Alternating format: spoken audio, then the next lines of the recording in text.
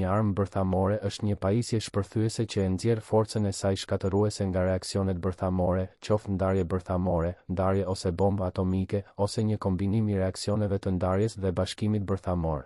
Armë termonukleare duke prodhuar një shpërthim bërthamor.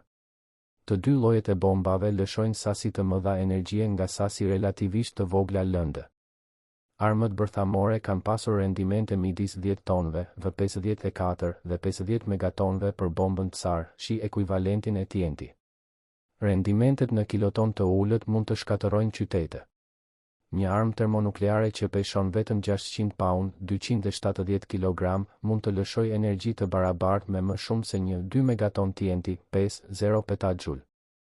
Përveç shpërthimit, efektet e armëve bërthamore përfshin nxehtësi ekstreme dhe rrezatim ionizues, stuj zjarri, pasoja radioaktive bërthamore, një puls elektromagnetik dhe një ndërprerje të radarit.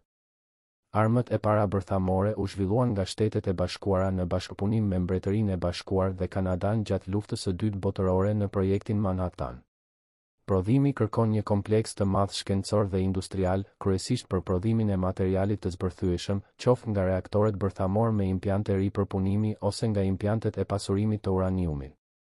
Armët bërthamore janë përdorur 2 herë në luftë, në bombardimet atomike të Hiroshimës dhe Nagasakit në vitin 1945 që vranë midis 150.000 dhe 246.000 njerëz. Parandalimi bërthamor, duke përfshirë shkatërimin e siguruar reciprokisht, synon të parandalojë luftën bërthamore nëpërmjet kërcënimit të dëmeve të papranueshme dhe rrezikut të përshkallëzimit në holokaust bërthamor. Një garë armatimesh bërthamore për armë dhe sistemet e tyre të shpërndarjes ishte një komponent përcaktues i luftës së ftohtë. 9 shtetet që sot posedojnë armë bërthamore janë